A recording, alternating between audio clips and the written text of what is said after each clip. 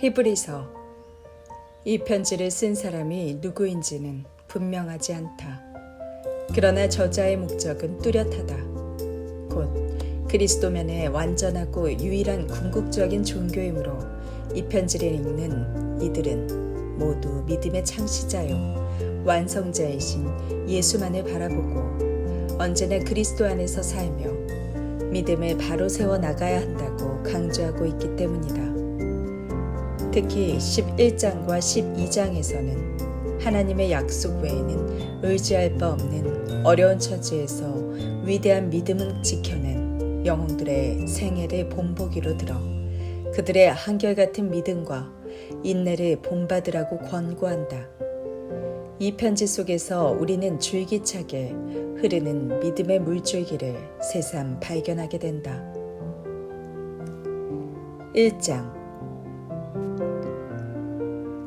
하나님 아들의 위대성.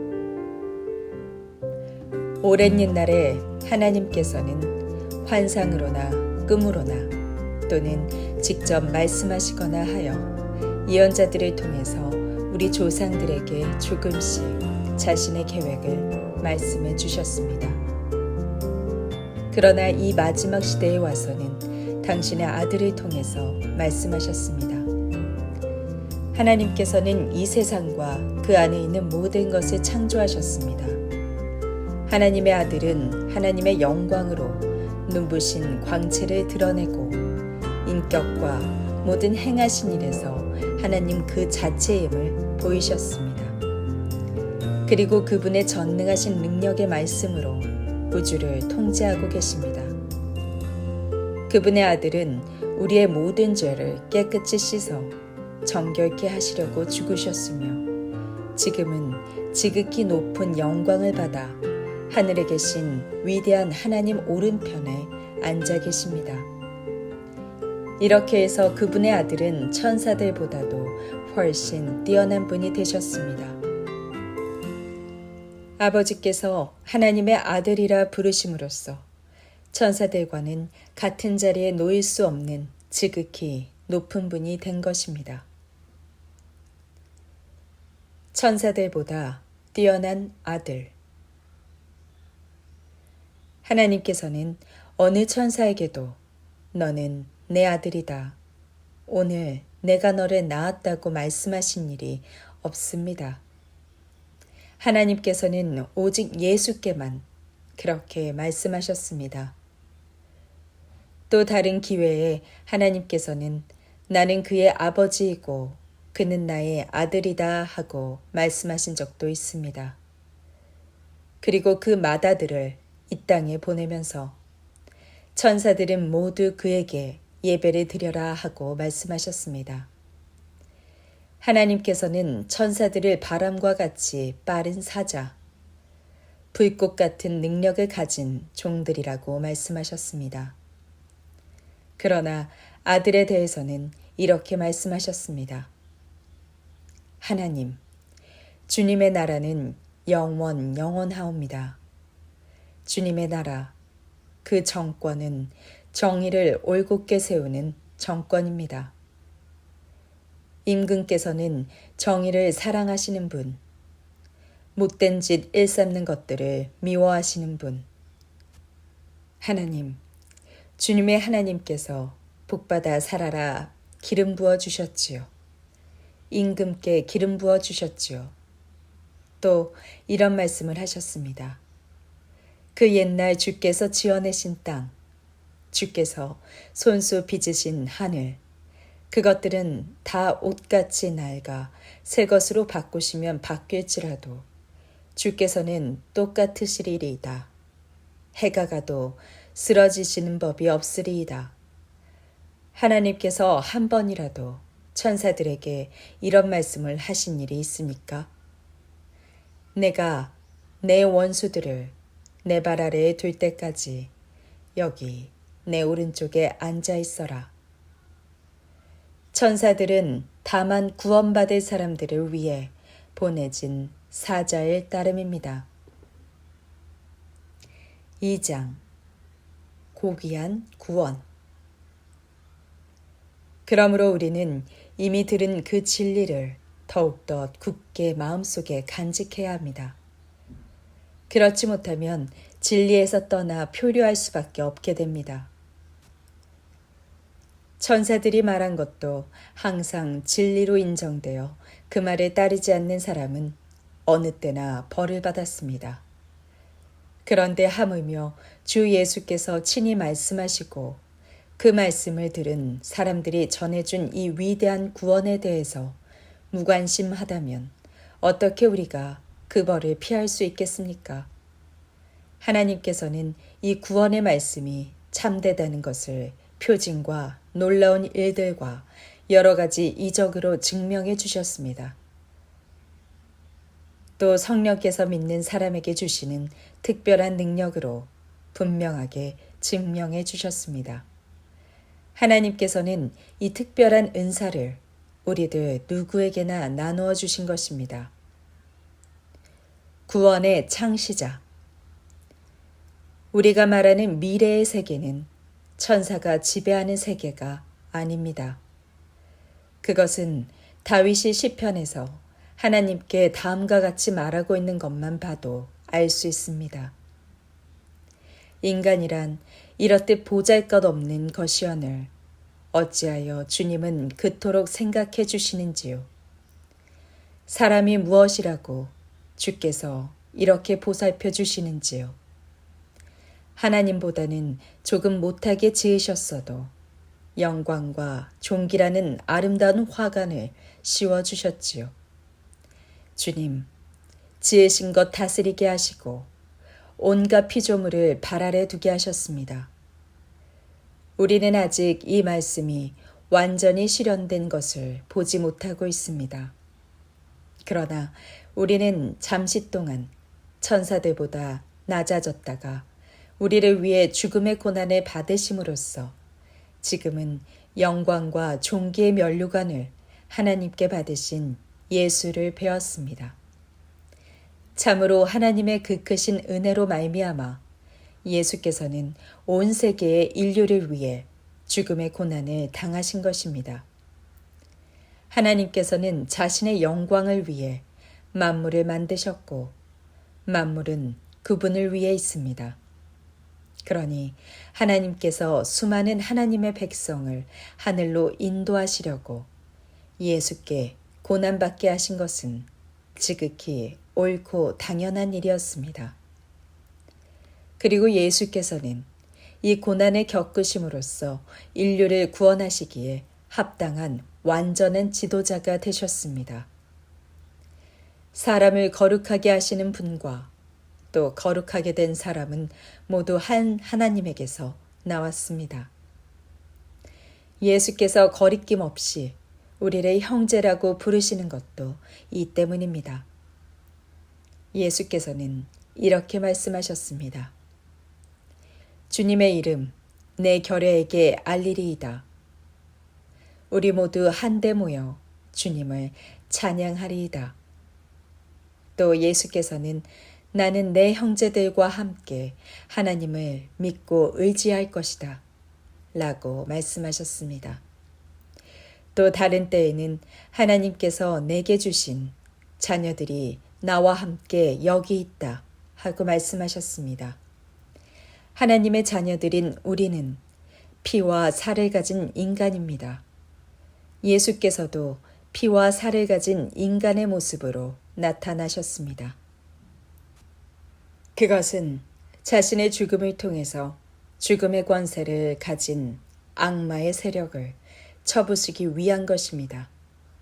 이것만이 죽음을 두려워하여 평생토록 공포의 노예가 되어 있는 인간들을 구원해낼 수 있기 때문입니다.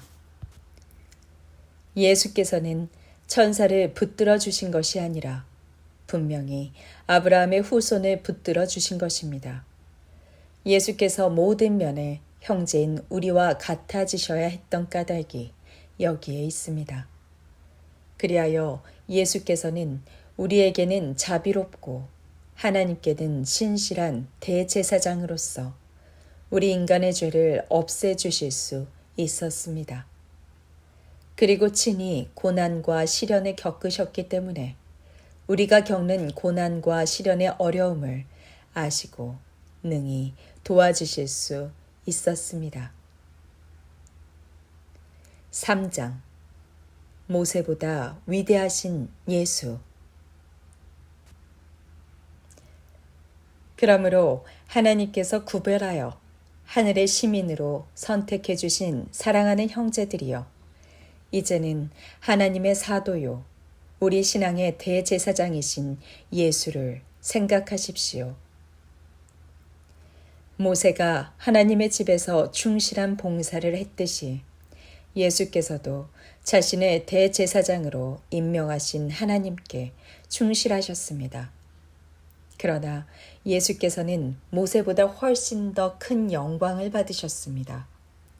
마치 훌륭한 집보다는 그 집을 건축한 사람이 더 많은 칭찬을 받는 것처럼 말입니다. 집을 지을 수 있는 사람은 많으나 만물을 지으신 분은 하나님 한 분뿐입니다.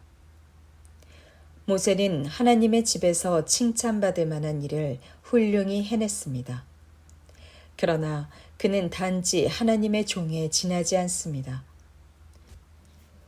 모세가 한 일은 주로 후에 일어날 일들을 미리 알리고 설명하는 일이었습니다. 그러나 그리스도께서는 하나님의 신실한 아들로서 하나님의 집 전체를 책임지셨습니다. 만일 우리가 끝까지 흔들리지 않는 확신을 가지고 주께 대한 믿음과 기쁨을 잃지 않는다면 우리 그리스도인들은 곧 하나님의 집이며 하나님께서 우리 안에 계시는 것입니다. 하나님의 안식을 누릴 사람들. 그리스도께서는 이렇게 뛰어난 분위기에 성령께서도 다음과 같이 말씀하셨습니다. 오늘 주께서 하시는 말씀을 들어보아라. 무리바에서 너희 선조가 그랬던 것처럼 그렇게 고집을 부리지 말아라. 너희 선조가 마사에서 그랬던 것처럼 그렇게 고집을 부리지 말아라. 너희 선조는 거기서 내가 어찌나 보려고 시험하였다. 저희 위에 내가 한 일을 똑똑히 보았는데도 나를 한번 떠보려 하였다. 40년 동안 나는 그 백성들에게 넌더리가 나서 어쩌면 저리도 마음이 떠나 있을까. 저들은 내 도를 들어보려고도 하지 않는구나 하고 말하였다. 나 무척 화가 나 맹세하였다. 그 땅에 편히 쉬라고 너희에게 허락한 그 땅에 너희는 결단코 들어가지 못하리라. 사랑하는 형제들이여, 여러분은 늘 자신을 살펴 악에 물들거나 불신앙에 빠져 살아계신 하나님에게서 떨어져 나가는 일이 없도록 조심하십시오.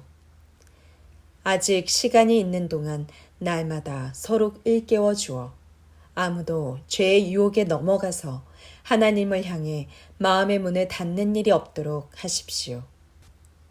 만일 우리가 처음에 믿기 시작했을 때처럼 한결같은 마음으로 하나님을 의지하고 끝까지 충성한다면 그리스도께서 주시는 모든 복을 받을 수 있을 것입니다.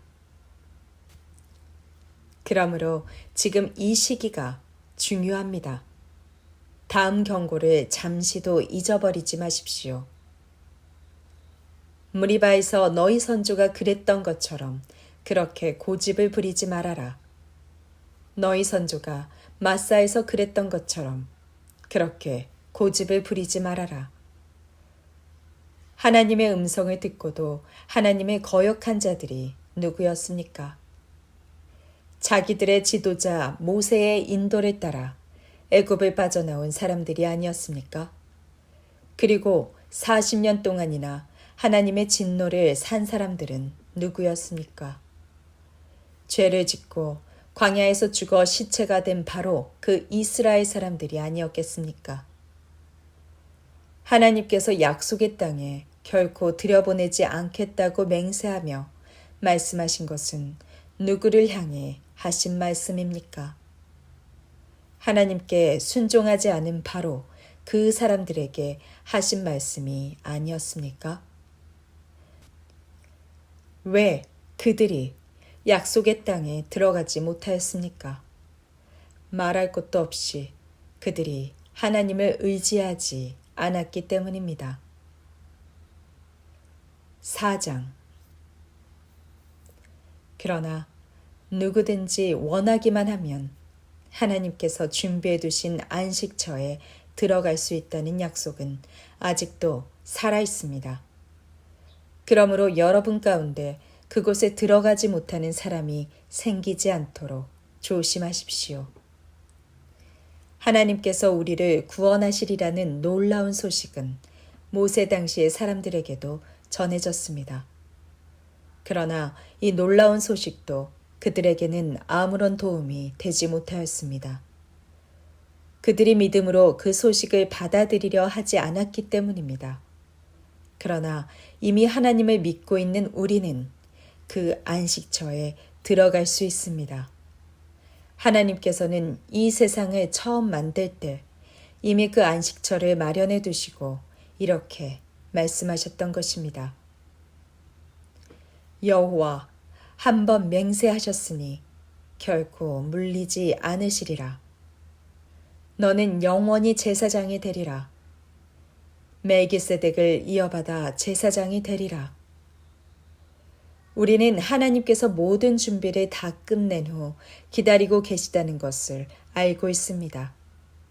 하나님께서는 창조의 7째 날에 계획하시던 대로 모든 일을 마치고 쉬셨다라는 기록이 있기 때문입니다. 그런데도 그들이 그곳에 들어가지 못한 것은 하나님께서 그들은 결코 내 안식처에 들어오지 못하리라고 하신 말씀에 기인한 것입니다.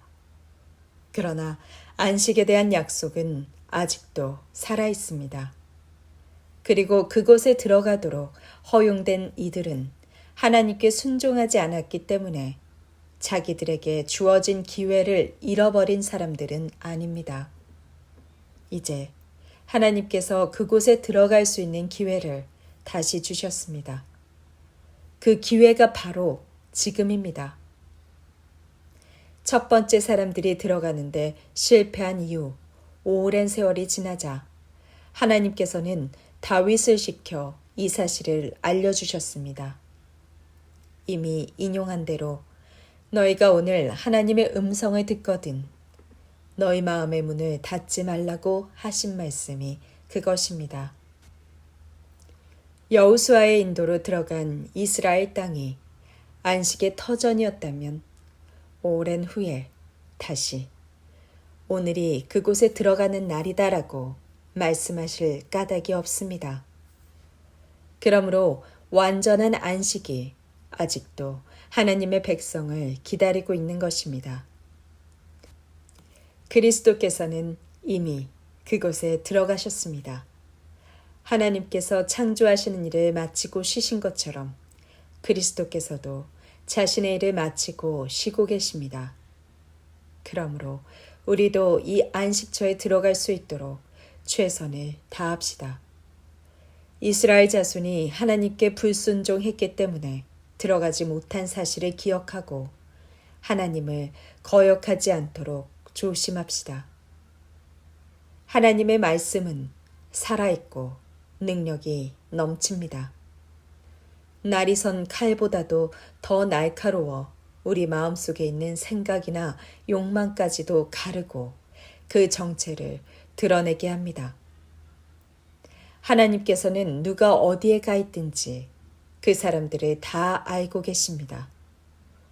살아계신 우리 하나님 앞에서는 모든 것이 다 벌거숭이로 드러나게 마련입니다.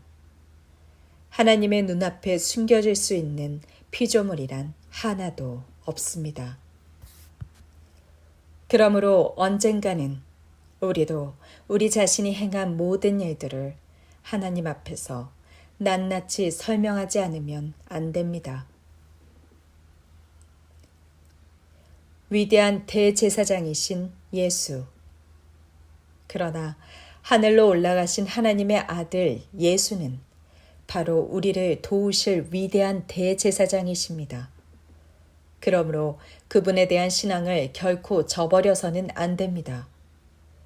우리의 대제사장은 우리가 당하는 이런 시련을 몸소 겪으신 분이기 때문에 우리의 연약함을 잘 알고 계십니다. 그러면서도 그분은 단 한 번도 유혹에 빠져 죄를 범하신 일이 없습니다. 그러니 우리도 용기를 가지고 하나님의 보좌 앞으로 나아가 그분의 자비를 입고 필요에 따라 주시는 은혜와 도우심을 받읍시다. 5장 유대인 가운데서 뽑힌 대제사장은 다른 사람과 똑같은 인간이지만 그들을 대표하여 하나님 섬기는 일을 합니다. 대제사장은 사람들이 드리는 제물을 하나님께 바치고 백성들의 죄뿐만 아니라 자신의 죄를 속죄하기 위하여 짐승의 피를 희생제물로 바칩니다. 그 역시 연약한 인간이라서 어리석고 무지에 빠진 사람들을 동정합니다. 그 자신도 같은 시련을 당하고 있기 때문에 다른 사람들의 문제를 잘 이해할 수 있습니다. 대제사장에 대해서 한 가지 더 알아둘 것은 자기 스스로가 원한다고 해서 대제사장이 되는 것은 아니라는 사실입니다. 하나님께서 아론을 선택하신 것처럼 대제사장 되는 사람들은 하나님께서 직접 부르셔서 임명하십니다. 그리스도께서 대제사장의 영예로운 자리에 오르신 것도 스스로 그 자리를 차지하신 것이 아닙니다. 하나님께서 선택하여 오르신 것입니다. 하나님께서는 그분에게 내 아들아, 내가 오늘 너를 낳았다고 말씀하셨습니다. 또 다른 곳에서는 너는 영원히 제사장이 되리라. 멜기세덱을 이어받아 제사장이 되리라고 말씀하셨습니다.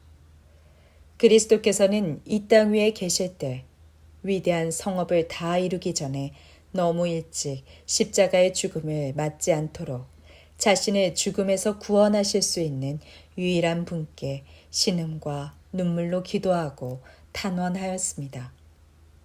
그리고 하나님께서는 언제나 자신에게 순종하시는 그리스도의 그 간절한 기도를 들어주셨습니다. 예수께서는 하나님의 아들이었지만 고난을 몸소 겪음으로써 하나님께 순종하는 것을 배우셨습니다.